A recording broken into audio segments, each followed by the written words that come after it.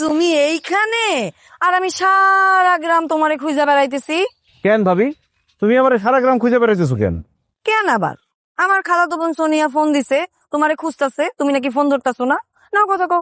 1 minute ভাবি, আপনার খালাতো বোন সোনিয়া ইমরানের সাথে কথা কইব কেন?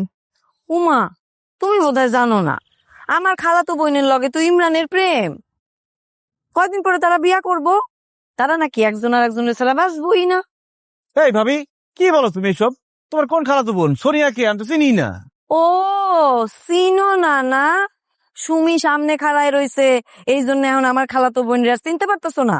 সকাল থেকে নাকি তুমি তারে ফোন দিছো, সে নাকি রাগ করে ফোন ধরতেছে না।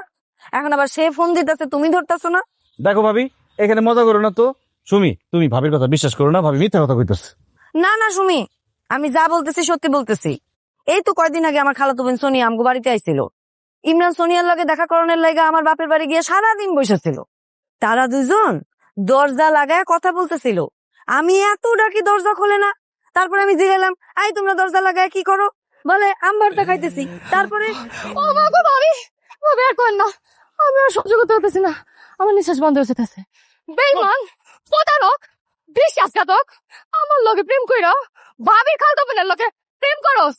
তাগো বাড়িতে যাস, তার লগে কথা কস, এক লগে দরজার টেপ আম ভর্তা খাস। আজকের পর থেকে আমার চোখের সামনে আবি না, আমি তোরে ঘৃণা করি। আশা দিও, মারিয়ে দিও। সুমি, সুমি, তুমি এটা কি করলা? এখন কেমন লাগে?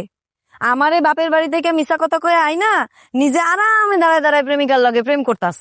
এইটা তো হইতে পারে না, এই জন্য দিছি তোমার আরামের প্রেম হারাম কইরা। এখন মজা